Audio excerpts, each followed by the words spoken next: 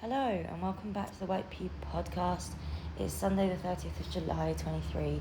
I am ZM and this week's text is a portrait, which is my favourite type of text to write because I love having a chat with people and then telling everyone about all the things I have found out. So this week's portrait is a portrait of a different kind of art school.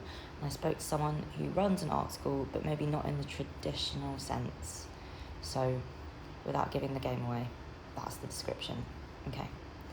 I will catch you at the end where I will give you the little emoji to drop on the Instagram post. But yeah, okay. Going to art school the first time around, I felt very, very small. I was only one tiny person in a great big building made of glass and concrete and a tasteful amount of chrome. I didn't know how to use a drill. I didn't know who Baudrillard was. I didn't know anything. Honestly, no, truly, nothing at all. The world was a mystery to me. Me, the tiny idiot baby. This time around was going to be different. I was going to be prepared. I did a big W.H. Smith back to school shop the day before. I had a sketchbook, a notebook, every conceivable colour of gel pen in a groovy chick pencil case. In his defence, he said no prep, no fuss needed. This wasn't a formal interview, we were just having a chat. And the art school didn't feel like an art school. No concrete, no chrome, no Baudrillard. It was just a set of studios, so just rooms really. I met him by the front doors. He was holding an enormous vape. The vape was, admittedly, the only chrome in sight. He led me through the school and its warren of studios, all empty for the summer. And he vaped as he walked, leaving a trail of lemon drizzle flavoured water vapour dissipating behind us. What we do here isn't radical at all. We just don't have the bureaucracy and it's not for profit. He stopped in his tracks and we looked at each other in mutual confusion. I mean, maybe that's very radical. I nodded. That was quite radical, actually. He shrugged and we carried on walking. But it's not really, is it? We don't do anything that... If you asked 100 artists, how would you run an art school? They'd say, make sure everyone gets a decent space, make sure everyone gets along all right, make sure the people that work there are engaged, and just let people get on with it. That's what we do. What about marks, exams, essays? No marks, no, fuck it. We interviewed someone a couple of years back who asked me about that too, writing. I said, you can write what you want, but I probably won't read it. Just let people do what they want. It's just you run it. I'm only here once a week. My job here is to make sure that everyone knows where they are and what days things are happening. Apart from that, it's all you. You're here and it's your space. You have the keys for the door, and I'm not going to be rude and barge in and tell you what to do in your space. It's nothing to do with me. We took a turn into a corridor with a wide staircase. He gestured, pointing with his vape, and I followed him up. A lot of friends of mine work in other art schools and they're all fantastic. They're all incredibly dedicated artists and facilitators. The thing that gets in their way is all the fucking bureaucracy. They can't do their actual job because of all the endless bits of admin. So we don't do that. You leave here and you don't leave with anything. Maybe a good time, but no degree. My steps faltered. No degree. He was already a few paces ahead at the top of the stairs, so he held the door open for me. I guess, degree or no degree, that's just splitting hairs, isn't it? You still learn and grow and adapt and become an artist if you weren't already. Imposing a little piece of paper on the students at the end of it all, that's just ceremony. The art schooling happens before that ritual moment, when you're in the studio with everyone else just trying to figure shit out. The room was a relatively empty studio with a table, a whiteboard and some chairs in the corner. Along the far wall there were stacks of paintings lined up, facing away from me. I could only see the backs of the canvases, where some had oil stains that had leaked through. We sat across from each other at the table, interview style. My idea of an art school is... He paused to hit his vape. It's the place you go to make mistakes. Thick smoke poured out of his mouth and nose as he spoke. To make a fool of yourself, to be wrong. Who cares if you're not saying anything profound? Just say something, make some noise. You go to make something that's useless, something that might not have any function at all. You go to, to find out who one is if you ever find that out. If you walk in that place immediately in debt, if there's an immediate equation between financial input and your artistic output, then his vape hissed. You must end up feeling like, oh my God, it's got to be worth it. I've got to do something. I've got to get my money's worth. So you turn into a consumer. You start to act like a consumer. It must be hard. I just think that's immediately wrong.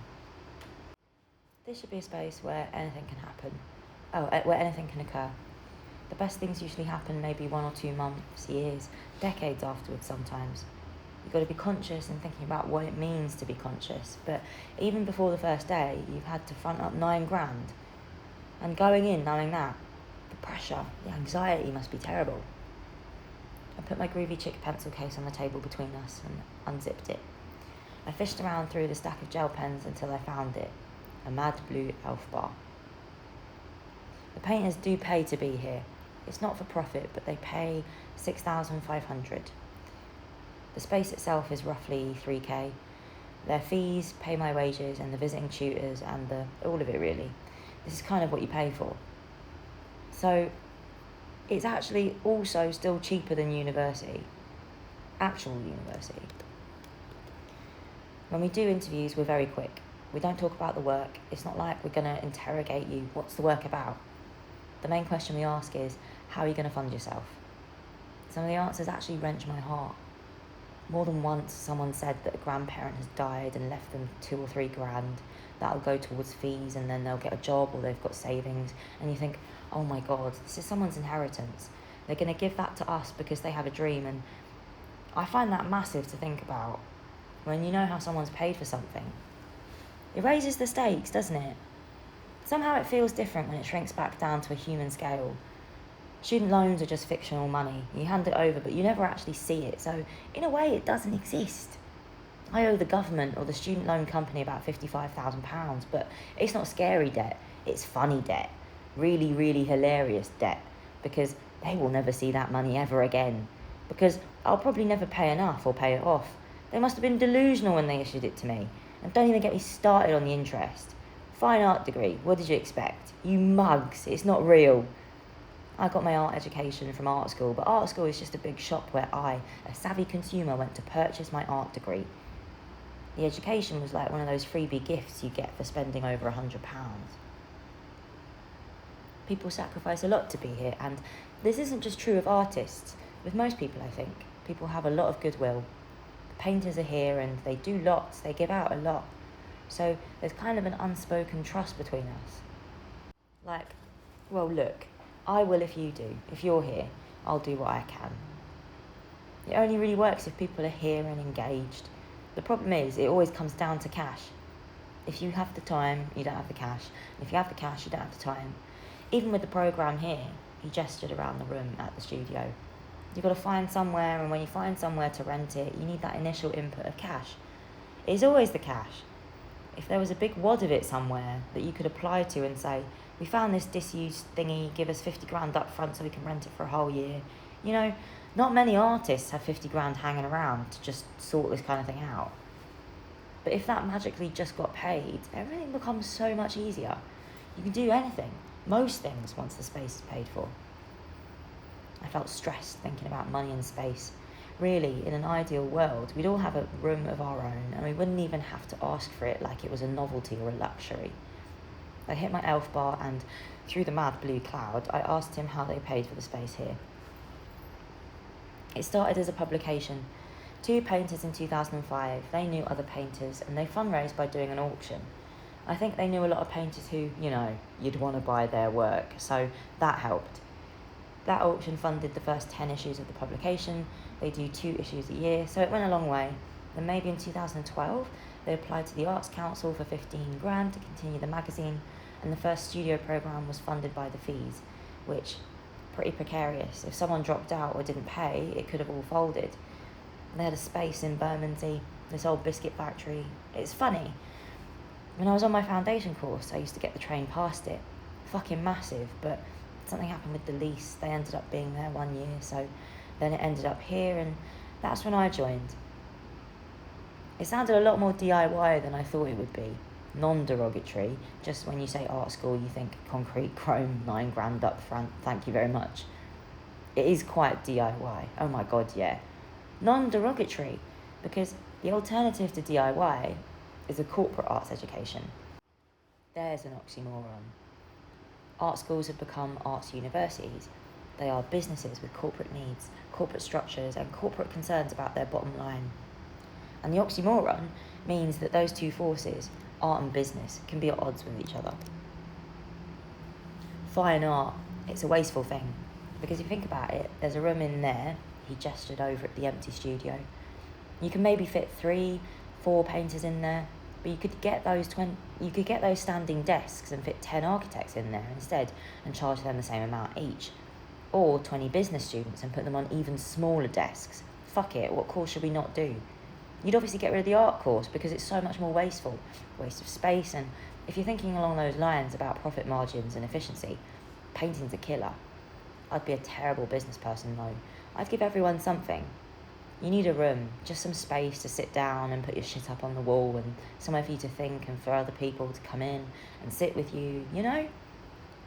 Not just a room of one's own, but a room of everyone's own. For conviviality or community, for being around other people, and for it not to be solely sociable, not public space or domestic. But you're just there, together. Somewhere people could come and work together. A workplace. I just invented a workplace. I don't know if offices could feasibly be described as spaces for conviviality, but artists mostly benefit from being around other artists. I looked over at the far wall with its stacks of paintings. This was specifically a school for painters. Did painters have to be around other painters?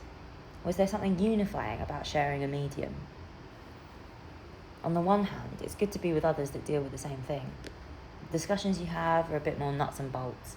You can get into the basic practical details of what you're trying to do. Talking about art doesn't have to be about, art. It can also be about logistics or how you do this or what you use. We can talk about, the difference between chrome orange and chrome orange deep, or about painting wet on wet and not wet on wet. Those are valid things to talk about, but on the other hand, if you come here and you were painting but you start thinking, fuck that, do what you like, I don't care what you do. This was a freedom that characterised my first art school experience. The studios were the wild, wild west where anything goes. The lawlessness made everything feel alive, urgent, entirely my own. That freedom with a small f is frightening as well.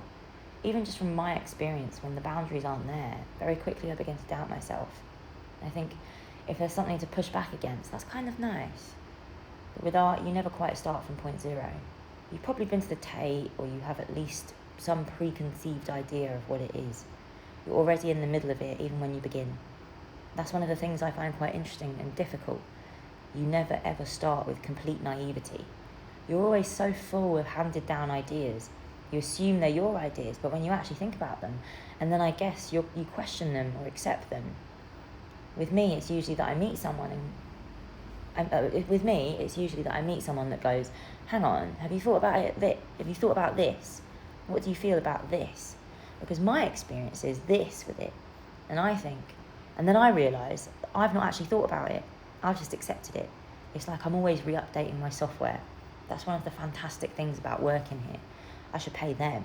I learn so much continually. The learning is very two-way. The interview was almost over. I felt a bit like I'd been interviewing him rather than the other way around. One last question before me and Groovy Chick hit the road. Well, what is art? The question echoed back around the space. What is art? What is art? I don't know. I think at its most basic, an answer is that you look at something and it's like, how does this make me feel? And how do I feel about the way that I feel? So it's immediately reflexive or reflective. I can never tell which. It's very easy to look at something and just recognise it and begin to talk about it in a state of recognition. Maybe you've seen lots of examples of this. Maybe you understand the language around this. But look at something and think, how does this make me feel? That can be hard to answer with painting because there's something about painting which has an over-there-ness. Paintings are over there and I can choose to engage. I can shut my eyes.